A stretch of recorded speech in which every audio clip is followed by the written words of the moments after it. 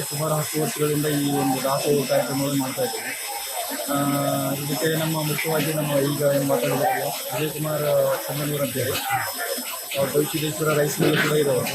ಅವರು ಪ್ರತಿ ವರ್ಷ ಒಂದು ಲೋಡು ಅಕ್ಕಿ ಕೂಡ ಕಳಿಸ್ತಾರೆ. ಯಾರಿಗೂ ಅವ್ರ ವಿಚಾರವಾಗಿ ಯಾರೂ ಮಾತಾಡೋಂಗಿಲ್ಲ. ಅವರು ತಾವು ಕಳಿಸಿದ್ದೀನಿ ಅನ್ನೋದು ಮಠಕ್ಕೆ ಗೊತ್ತಿರೋಂಗಿಲ್ಲ. ಹಂಗೆ ಒಂದು ಉದ್ದೇಶ ಇಟ್ಕೊಂಡು ಇದನ್ನು ಮಾಡ್ತಾ ಇದ್ದೀವಿ ಕಾರ್ಯಕ್ರಮ. ಆದರೆ ಇದ್ರಿಗೆ ನಮ್ಮ ಜೊತೆಗೂ ಕೂಡ ಎಲ್ಲ ಸಾರ್ವಜನಿಕರು ಆಮೇಲೆ ಬೇರೆ ಬೇರೆ ನಮ್ಮ ಗವಿಮಠದ ಭಕ್ತಾದಿಗಳ ಸಹಾಯ ಕೂಡ ಇದೆ ನಮ್ಮಲ್ಲಿ. ಆದರೆ ಏನು ಒಂದು ನಮ್ಮ ಗೆಳೆಯರ ಬಳಗ ಅಂತ ಒಂದು ನಾವು ಕಮಿಟಿ ಇದೆ. ಆ ಒಂದು ಕಮಿಟಿ ವತಿಯಿಂದ ಇದನ್ನು ಎಲ್ಲ ವ್ಯವಸ್ಥೆ ಮಾಡ್ಕೊಂಡಿರ್ತೀವಿ. 50 ಕ್ವಿಂಟಲ್ ಮೈದಾ ಹಿಟ್ಟಿನ ಔಷಧಿ ಇದೆ. ಅದಕ್ಕೆ 125 ಕ್ವಿಂಟಲ್ ಬೆಲ್ಲ ಬೇಕಾಗುತ್ತೆ. ಒಂದು 200 ಲೀಟರ್ ತುಪ್ಪ ಬೇಕಾಗುತ್ತೆ. ಒಂದು 200 ಲೀಟರ್ ಮೊಸರು ಬೇಕಾಗುತ್ತೆ ಉಳಿಗೆ. ಆಮೇಲೆ ಒಂದು 10 kg ಏಲಕ್ಕಿ.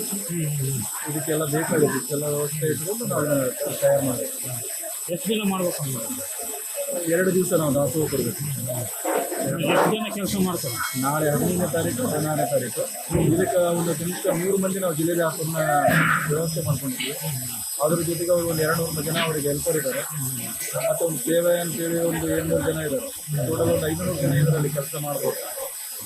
ಓಕೆ.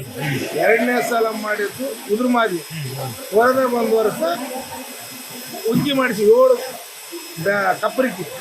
ನಮ್ಮ ಅಜ್ಜಾರು ಏನು ಹೇಳಿದ್ರು, ಆ ವರ್ಷ ಕೊರೋನಾ ಬಂದೈತಪ್ಪ, ನೀವು ಏನಂದ್ರೆ ಇದು ಮಾಡಿಬಿಡ್ರಿ, ಉಗ್ಗಿ ಮಾಡಿಸ್ಬಿಡ್ರಿ ಅಂತ. ನಾವು 5 ಜನ ಬಂದು ಉಗ್ಗಿ ಮಾಡಿಸಿ ಹೋದ್ವಿ. ಉಗ್ಗಿಗೆ ಏನು ಖರ್ಚು ಬರುತ್ತೆ ಅವರೇ ಮಾಡಿದ್ರು. ನಾವೇನು ಅದೇನು ಸಣ್ಣ ಬೇಕಾಗಿ ಕೊಡ್ತೀವಿ ಅಷ್ಟೇ. ನೆಕ್ಸ್ಟ್ ವರ್ಷ 2 ವರ್ಷ ಹೋಳಿಗೆ ಮಾಡಿಸಿರ್ತಾರೆ. ಮಿನಿಮಮ್ ಹೋಳಿಗೆ 40ರಿಂದ 50 ಹಳ್ಳಿಗೆ. ಅದು ನಮ್ಮ ಬೆಲ್ಲ 1 kg ಬೆಲ್ಲ, 1 kg 2 kg 1 kg ಮೈದಾ, 2 kg ಬೆಲ್ಲ, 2 kg ಶೇಂಗಾ ಕೊಟ್ಟು ಮನೆ ಅಡ್ಡಾಡಿ ಕಲೆಕ್ಟ್ ಮಾಡಿ ಒಂದಲ್ಲ ಸಂಗ್ರಹಣೆ ಮಾಡಿಕೊಂಡು ಲಾರಿಯಲ್ಲಿ ತಂದು 3 ದಿನ ಊಟ ಬಡಿಸಿ ಹೋಗ್ತಿದ್ವಿ. 2 ವರ್ಷ ಮಾಡಿದ್ವಿ. ಈ ವರ್ಷ ಏನು ಜಿಲೇಬಿ ಮಾಡಿಸ್ಬೇಕಂದ್ರೆ ಇಷ್ಟು ಜಿಲೇಬಿ ಮಾಡಿಸ್ತಾರೆ. ಫಸ್ಟ್ನೇ ಸಲ ಜಿಲೇಬಿ, 2 ವರ್ಷ ಹೋಳಿಗೆ, 1 ವರ್ಷ ಉದುರು ಮಾದಿ, 1 ವರ್ಷ ಲಡ್ಡು, 1 ವರ್ಷ ಕೊರೋನಾ, 1 ವರ್ಷ ಗೋಧಿಗೆ ಮಾಡಿಸಿದ್ವಿ. ನಾವು 7ನೇ ಸಲ ಇದು ಮಾಡೋದು.